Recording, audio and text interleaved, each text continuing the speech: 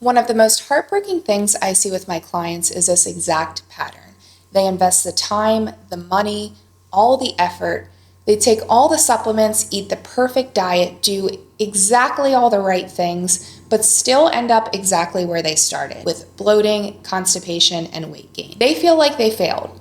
I feel like I failed them. But here's the truth that most people aren't talking about. Your gut protocol didn't fail because it was the wrong protocol. It failed because your body was stuck in fight or flight mode. And if you're working on your gut right now or thinking about investing in a gut protocol soon, you need to hear this first so you also don't waste your time and money. My name is Kara Morris and I'm a functional medicine PA. And quick disclaimer here, yes, I am a physician assistant, but this video is for educational purposes only. It should not be taken as medical advice. Please always consult with your healthcare professional before making changes to your health supplements or medications. So many women do not realize the impact your nervous system has on your gut. But I want you to think about it like this. Healing your gut in fight or flight is like trying to grow a garden in frozen soil. You can buy the best seeds, you can have the organic soil, you can follow the ChatGPT instructions to a T. But if the environment is hostile,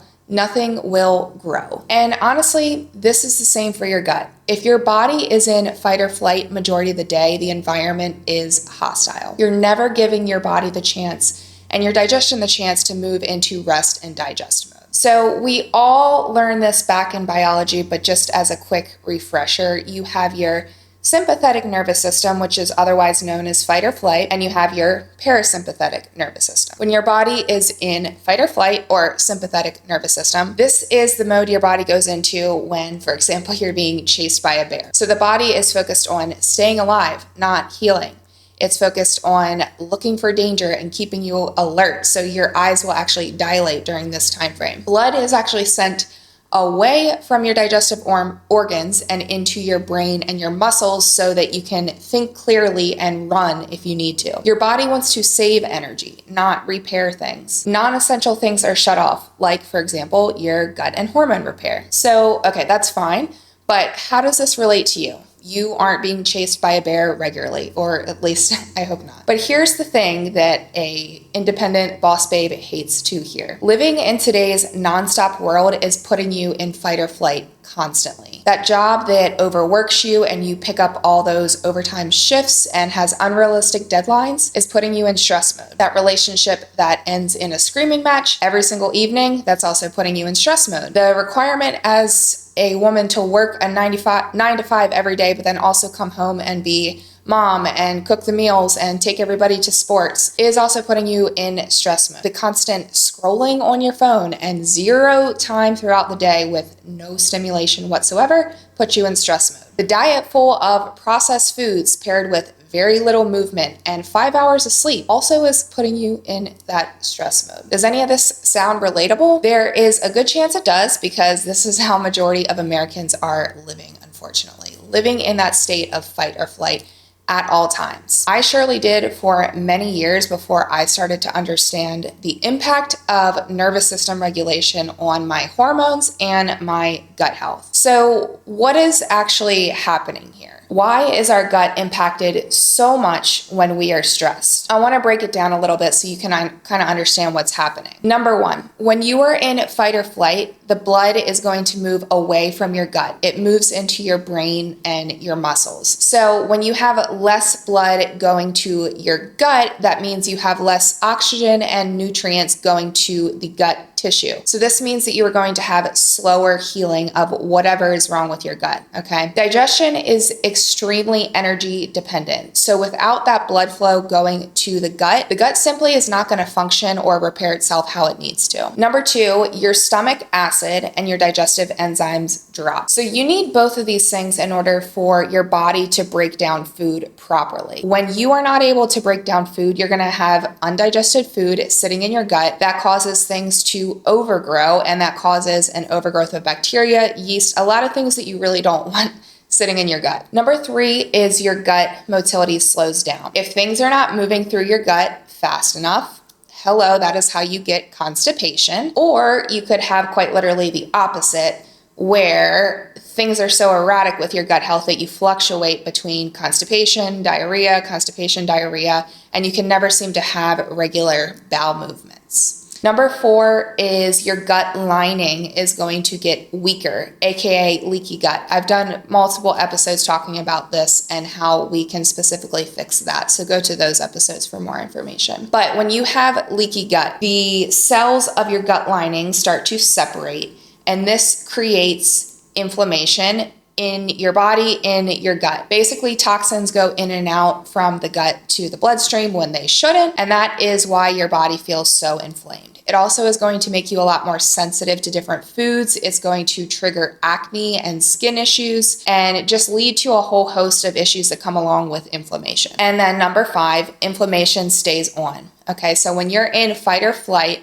this is designed for short-term emergencies like that bear chasing you. If you're staying in that type of state all the time, you are also staying in that inflamed state all the time. If you're staying in that for days to weeks, you are living in a chronic state of inflammation, of what we would call it. So basically, here is the main summary to all of that. You cannot heal a body that believes it is under threat. No amount of supplements can override a nervous system that is completely stuck in stress mode. Okay, so next we're going to jump into what we can do about this. But before that, I want you to consider really genuinely looking into this. If you feel like you've been in a stress state and your gut has taken an impact, it's time you stop the cycle and actually get some testing done. So with things like a GI map, we can actually look into really in-depth testing of your gut so we can figure out, do you have that low stomach acid? Do you have low digestive enzymes? Do you have overgrowth as a result of your gut being unhealthy for all these years? Do you have worse, parasites or worms in your gut? All of this can actually be tested. I work virtually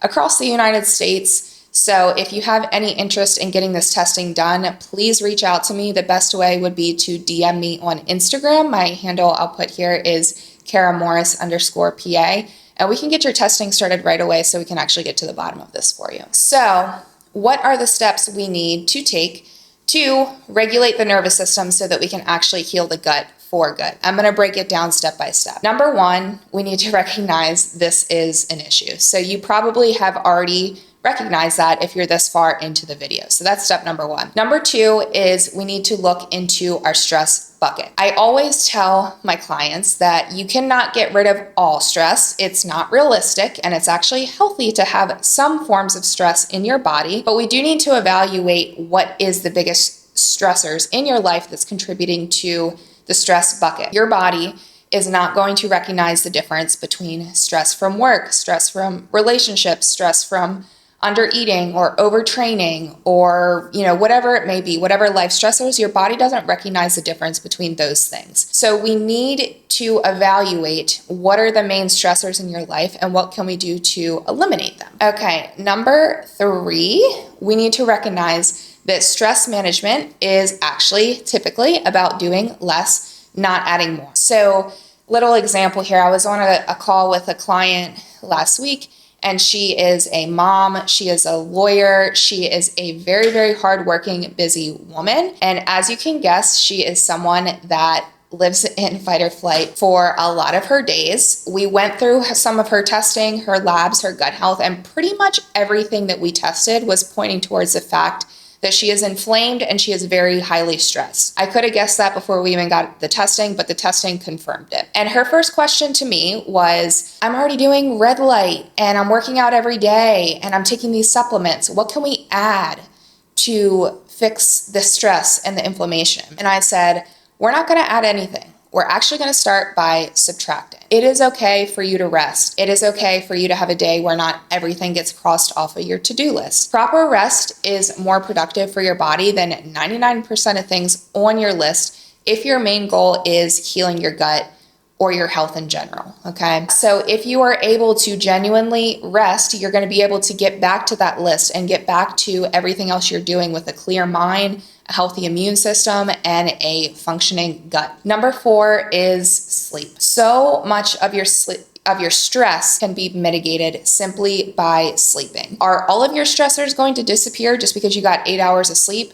No, but the thing is, you're going to be able to handle it so much better, okay? So this is a really, really big thing that you need to work on, even if you can't control other stressors in your life. So here's some tips that I use to help support your sleep. I recommend, and this was the biggest game changer for me personally, take your phone and plug it in to be charged in a separate room from your bedroom at least 1 hour before bed. Don't touch it. Don't use it as your alarm clock. Get a separate alarm clock. Just don't even, don't allow yourself the opportunity to even use it right before bed. You want to keep your bedroom under 68 degrees. No light or sound in the bedroom. I personally sleep, I look kind of crazy when I sleep, but I personally sleep with an eye mask and earplugs so that there are no disruptions. And those two things are incredibly cheap and easy to add in to your routine. Number 5 is you want to consider the cost of your choices when it comes down to stress, okay? So maybe you took a job that was 45 minutes further because it paid more. Was that slight increase in pay really worth the extra stress that you have of now an extra hour and a half commute every single day? You really need to evaluate, are these things worth it to you? What are the pros and the cons? Okay, another example here. You say yes to going to an event with your friend because you don't want to disappoint them, but you're at the event and you're not really in the best mood. You can tell that they can tell that something is off because they sense that you don't want to be there. Was it really worth it for you to go to that event, or would it have been better for you to just say no and be honest with your friend about the fact that you need to rest? Okay, number 6, stop drinking alcohol. This is just honestly going to be a hard stop. I'm not going to lecture you about it, but alcohol increases your stress and it destroys your gut. 7, the last one is mindset. So recognize that you are not lesser because you are resting. You are not lesser because you are choosing not to climb the corporate ladder if it causes you to be a big ball of inflammation. You are not lesser because you're choosing to miss a late night out so that you can regroup and actually rest and be your best self for your family and your job on Monday. You are not lesser because you say no to overtime or working nights or weekends. Stress is 100% the biggest factor that determines if you are going to heal your gut and honestly your overall health, especially for women. So if there's one thing I want you to walk away from with this video, it's that if you want to heal your gut, your body needs to feel safe enough in order to do so. Symptoms are not random. Your gut is not broken. Your body is doing exactly what it was designed to do when it's under chronic stress. So when we calm the nervous system, your digestion is actually going to improve. When your digestion improves, your inflammation will come down. And when your inflammation comes down, your gut finally has the time and the space to repair itself. And the other thing too is if you've tried protocols before and nothing has stuck, this is honestly your sign to stop blaming yourself and start addressing the root issue. If you're actually ready to start figuring out what's going on with your gut, testing matters. Like I previously mentioned, doing a comprehensive test like a GI map, we can actually see, do you have that inflammation in your gut? Do you have bacterial or fungal overgrowth? Parasites? What does your digestive enzymes look like? And we can actually see specific stress markers that are going to affect your gut. So I work with women virtually across the United States. And if you're ready to stop guessing and start healing, please reach out to me on Instagram at @KaraMorris_PA. And you can just honestly send me the word gut and we can go ahead and get your testing started and walk you through what we need to do next in order to get you healing your gut. So if this video helped you, please like it, subscribe, share it with somebody who is maybe doing everything right, but still having a lot of gut health issues. Because healing is not honestly about doing more. It's not about adding more. It's not about having the perfect routine and the perfect diet. It's about creating an environment where your body finally feels safe enough to heal.